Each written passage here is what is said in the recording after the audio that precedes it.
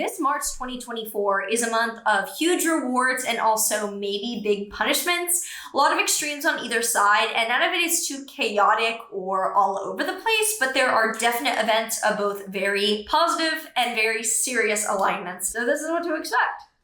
If you're excited to get into what exactly we can expect from this March 2024 astrology, make sure to like, subscribe, and hit the notification bell so that you are always up to date with what the stars have in store for you. If you're new here, hi, I'm Maren. I make videos on astrology. I also make music, so check that out down below if you want to listen to my songs. And I also make videos for each sign for the month ahead, so if you want to know how this is impacting you personally, look for your rising sign March video.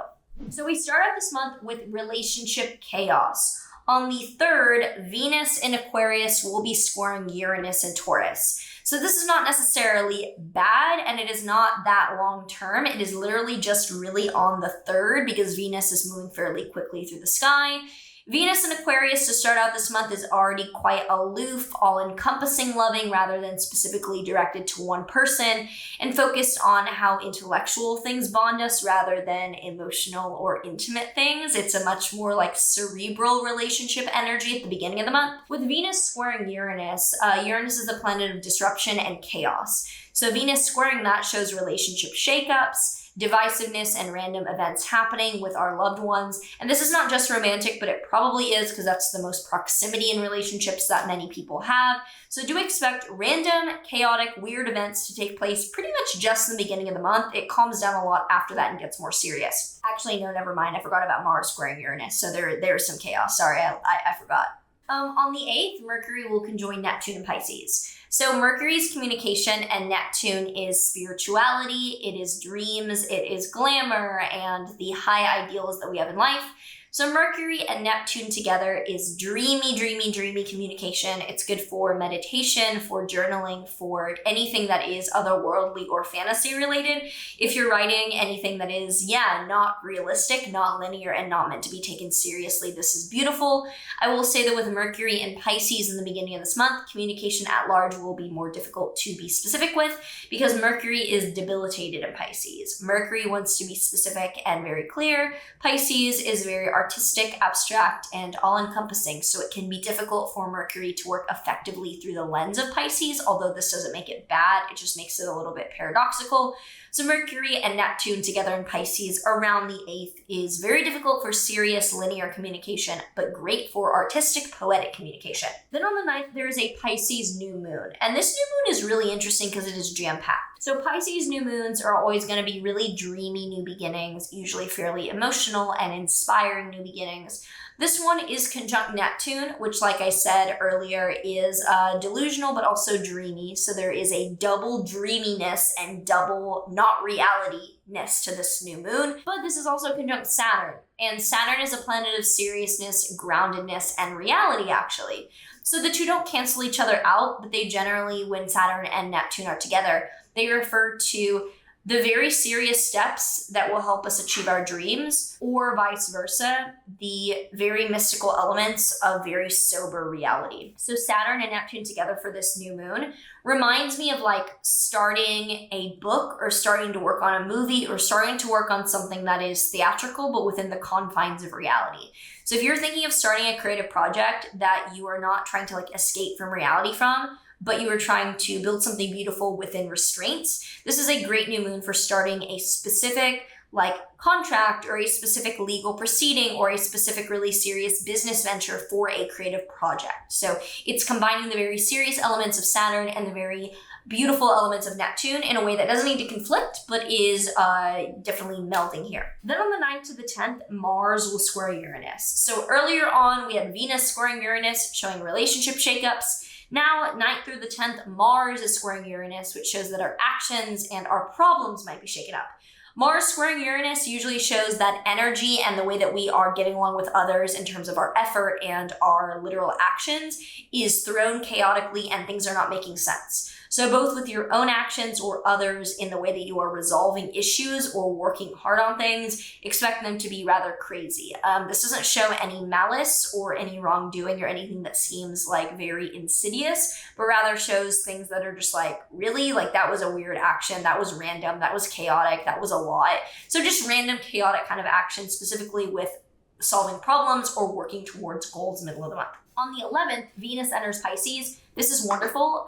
Venus is exalted in Pisces. So Venus being our collective kind of love and romantic relations during that time, entering Pisces, which is a lens that it is the most unconditional, accepting, and loving through, is great for the morale of relationships and bonds and just being thankful to be around others in the second half of the month. Then from the 16th to the 18th, the sun will conjoin Neptune in Pisces. So when the sun crosses a planet, it highlights that aspect of the planet's energy and the collective psyche, kind of in a general vibe for those days. Sun and Neptune together shows that the 16th through the 18th are an incredibly dreamy, creative, delusional, otherworldly kind of energy. Great time for anything that is creative, artistic, spiritual, meditative, retreat-like, spa day-like. Not good for working hard, working out hard, or anything super clear.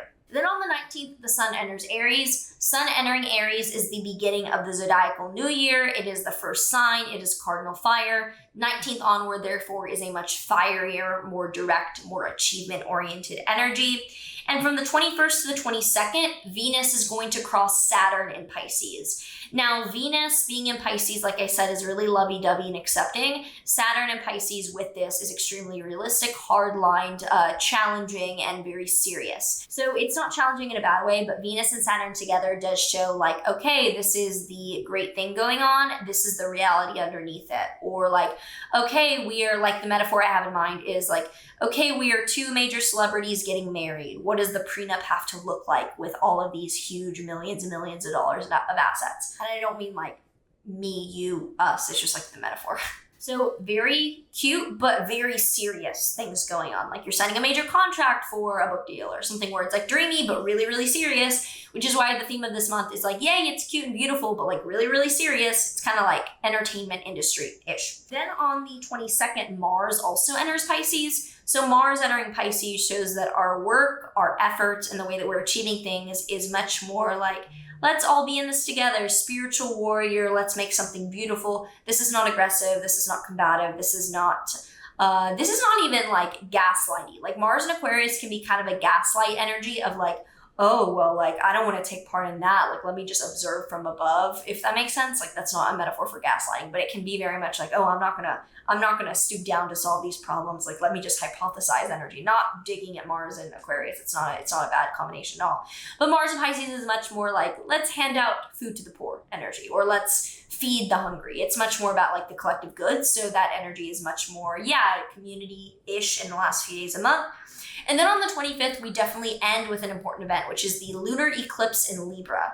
So this eclipse is not that close to the nodes, so it's not the most intense eclipse, but it is eclipse season starting nonetheless, which is a very, very important marker for some of the most, you could say karmic. I prefer to say pivotal because it's actually like more definable and specific, but more year defining and therefore life defining events that are taking place. Lunar eclipses are the beginning of the end, or the domino falling to close out a chapter in your life. It is not the once only like simple full moon ending. It is the like drawn out lengthy, like this is going to be an ending kind of event. In Libra, it's going to involve some sort of relationship, union, party, larger social involvement. So the beginning of the end of a large social involvement in your life, or the joining of forces that is now being broken up. This particular eclipse is about kind of stepping into the individualism and your own vulnerable decision-making yourself rather than depending on a group. So it might be you distancing yourself from a group at the end of the month.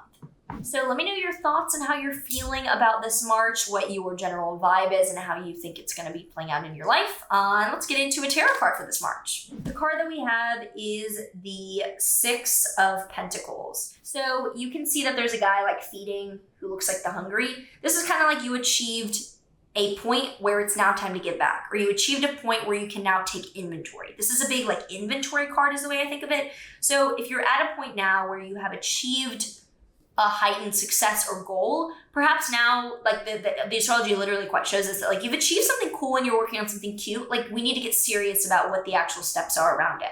So I hope that you enjoyed this. I hope that you were excited about this March. It is, I like this month. I like the astrology of this month. It's interesting. It's serious, and I like serious astrology months because I'm serious, and yeah. So if you enjoyed this, do give me a like and a subscribe. I see that like about half of you are subscribed. It would be cool if it was closer to like 66.6%. That'd be a cool number. Either way, I hope that you're doing well, and I will see you in the next one. How there is one thing